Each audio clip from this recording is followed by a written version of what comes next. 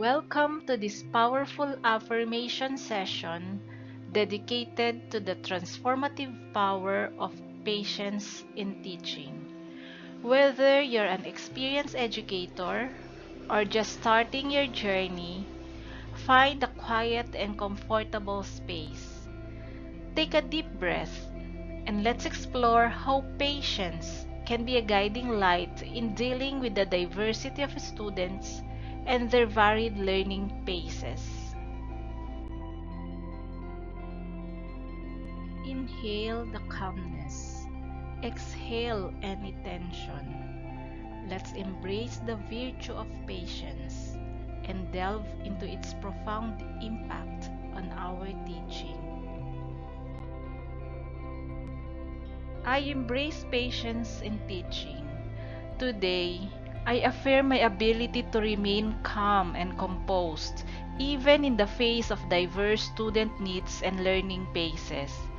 Patience is not just a virtue, it's a cornerstone of effective teaching. As I explore the complexities of the classroom, I welcome the power of patience to create a supportive and inclusive learning environment. In every interaction with my students, I choose patience as a guiding force, understanding that each learner is on a unique journey.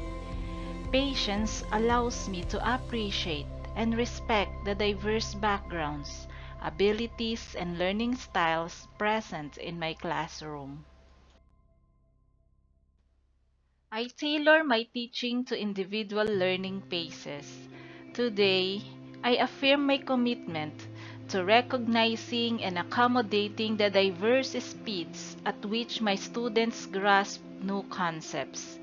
Each mind is a universe, and I am dedicated to adjusting my teaching methods to meet the needs of every learner.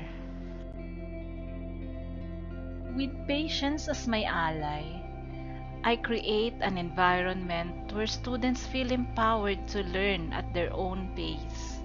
By adapting my approach, I ensure that each student receives the support and guidance necessary for their academic growth. I celebrate the diversity of minds in my classroom.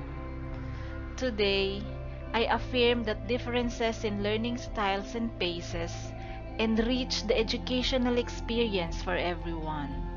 I foster an atmosphere where uniqueness is embraced, creating a tapestry of knowledge that reflects the individual strengths and talents of each student. With patience, I encourage collaboration and open-mindedness, allowing my students to learn not just from me but also from each other. The diversity in my classroom is a source of strength, and I approach it with gratitude and understanding. I cultivate empathy for each student's journey. Today, I affirm my commitment to understanding the challenges and triumphs that shape the path of every learner. Empathy is the bridge that connects us, and with patience, I extend a compassionate hand to guide my students through their educational voyage. In moments of difficulty or confusion, I choose patience over frustration. By acknowledging the individual circumstances of each student, I create an environment where they feel seen, heard, and supported. I encourage a growth mindset in myself and my students. Today, I affirm that the learning journey is a continuous process for both educators and learners alike.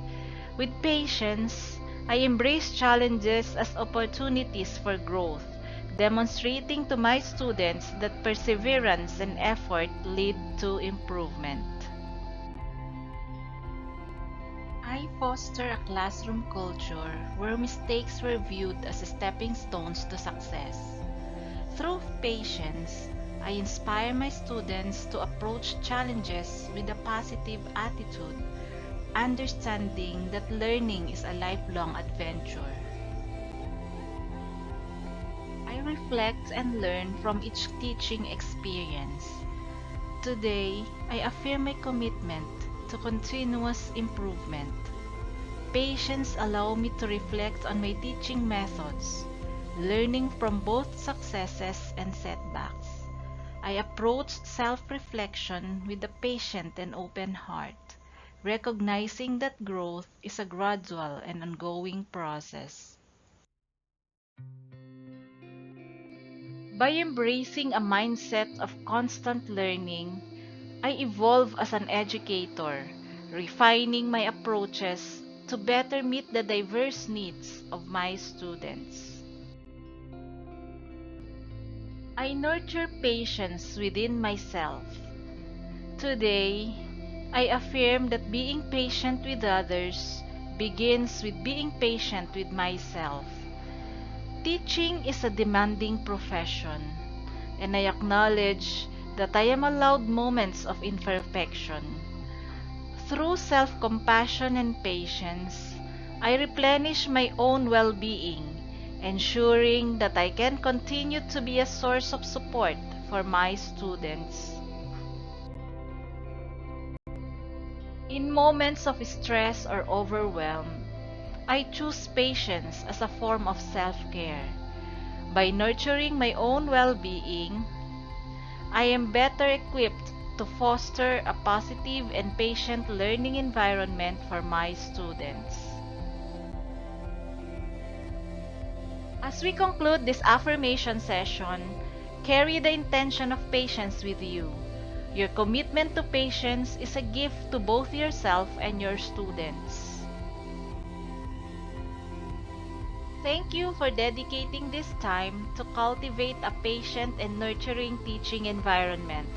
Until next time, may your journey be filled with the rewards of patience, understanding, and the joy of positively impacting the diverse lives in your classroom.